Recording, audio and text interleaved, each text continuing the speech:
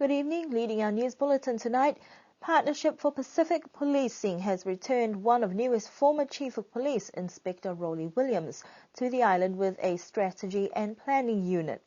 The 4-year program for 7 Pacific Island countries is aiming to strengthen and build policing capacity around the Pacific. Inspector Williams is now the manager for Overseas Assistance Programs International Service Group, and he said there is a common sentiment by those they have spoken to this week. New Zealand working with 7 countries across the Pacific, and with each of those countries we design a program of assistance that New Zealand police can provide that's relevant to the country. And that's why we're here this week, to look at what Niue police need and want. Now, what are some of the suggestions, I guess, from the police so far? Because we also know that you are talking with the public. There's a common thread of issues that are coming through. We've talked to police, government agencies. We've talked to various sectors of the community, including media, and today we've had a general community meeting, and there are common themes coming through that everybody agrees on, and some of those are there's a need for the reintroduction of police training courses in New Zealand for Niue police. That hasn't happened for something like 15 years, and that's because the New Zealand Police College hasn't been able to supply it. We're going back now to have another look at that and try and get something in place.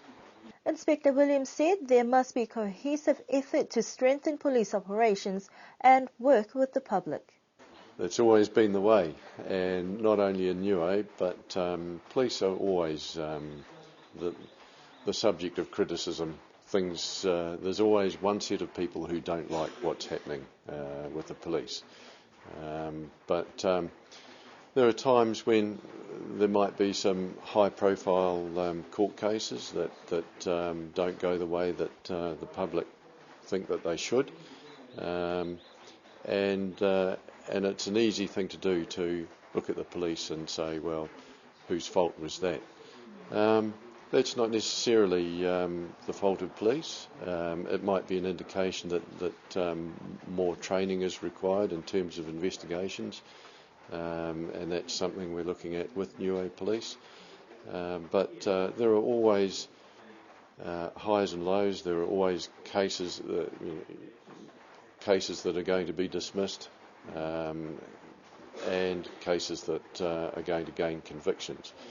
But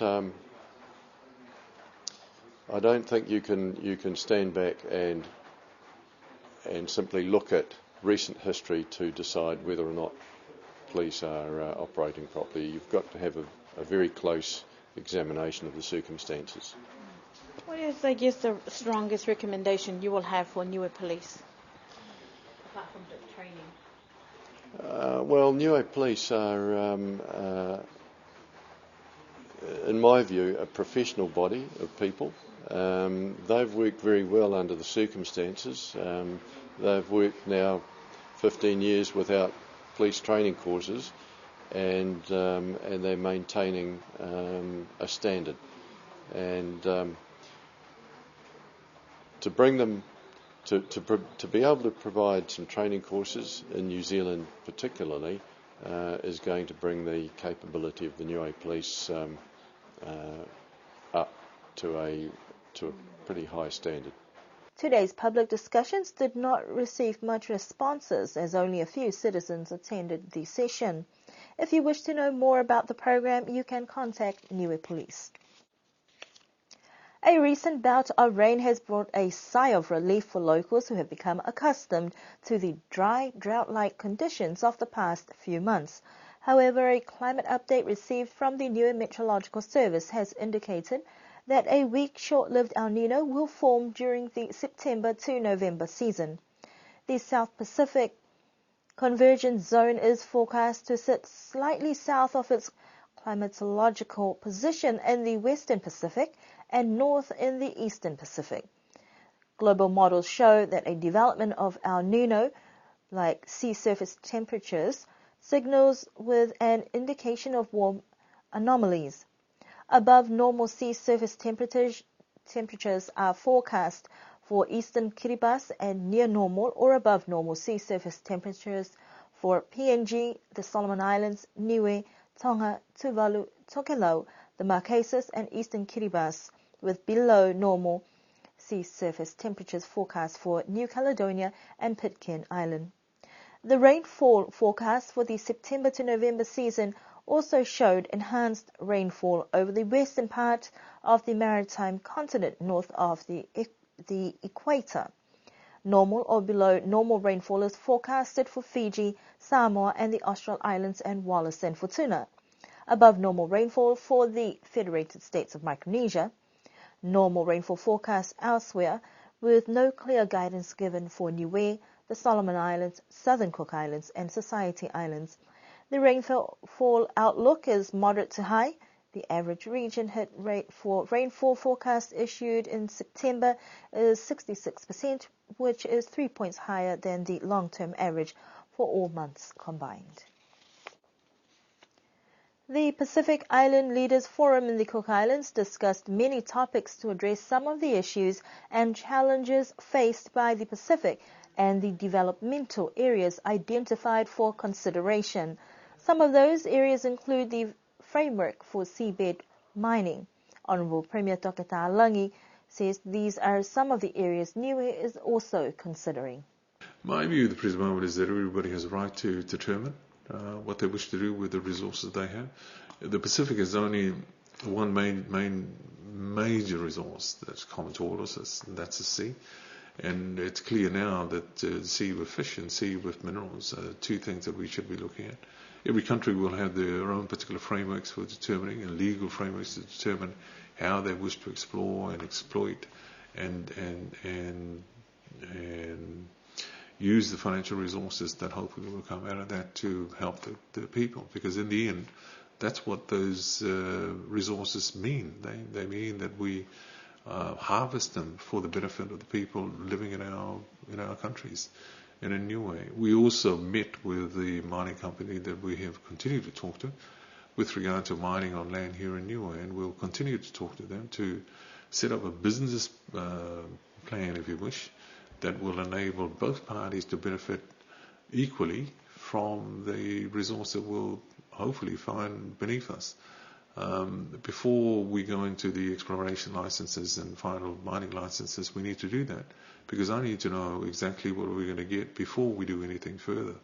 And I'm pleased to say that we have narrowed the gap between the differences between us somewhat, and we will continue to negotiate positions that will both help them with their investors and us with our shareholders, to ensure that both of us are happy with the outcomes. As for the achievements of the forum, Premier Ta'alangi said the fact that leaders agreed on meetings and outcomes of discussions positive should be acknowledged, as well as the Polynesian leaders meeting and its progress. I think it was just the fact that we have agreed to meet as leaders in the region. I think that's important to reaffirm that we are responsible for the region, that we have regional aspirations which are common to all of us, that we need to, as leaders, decide the pathway that we see as being good for the region. It doesn't take away from the fact that we have our own bilateral obligations or our own in-country obligations, but it's important for us to reaffirm that. And all the leaders were there, apart from those leaders who had domestic problems with elections and domestic problems with other matters, with Australia and Solomons and so on. But all the leaders were there, so I was very pleased about that. I think it's important that we maintain that level of consultancy, if you wish, or consultation between leaders, so that we have a common ground as far as the region is concerned, because that's important. I think this is the second meeting. What we need to do was to determine, continue to determine the pathways forward with respect to memberships, with respect to how we treat observer status and so on, or observers into the meeting. The meeting is the Polynesian leaders group is one which embraces Polynesian people in the Polynesian Triangle, Hawaii down to New Zealand, Easter Island, and or Rapa Nui, and all of those countries within. So we have clearly defined that. What we now need to do is determine what membership we give to people within that, including those people at the political level or at a iwi level, as Mary's made a presentation to us, as well as people from Rapa Nui, as well as people from Tahiti and so on. So we've got to figure those things through. The second meeting will always be a meeting to determine the pathways forward, to carefully make decisions which will have long-lasting impact on all of us, and therefore we need to take care to ensure that in fact those decisions are made properly and with proper guidance. Honourable Premier Talangi also wished to acknowledge with gratitude the work by his officials on a very successful meeting. During last week's Pacific Leaders Forum, gender equality was one of the key topics of discussions for the leaders.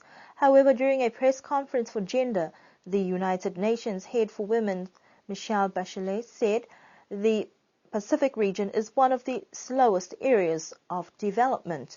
She said some of the countries find it difficult to make changes, and even women find the change hard. But more should be done to encourage women developments. As they move to strengthen women's development in the Pacific region, Australia announced a donation of more than $300 million.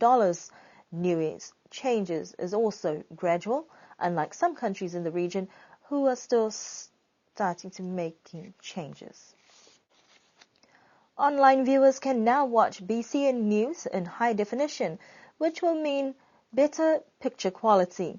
The move about a year ago to post news bulletins on YouTube to cater for a wider audience outside of Niue has seen a positive response.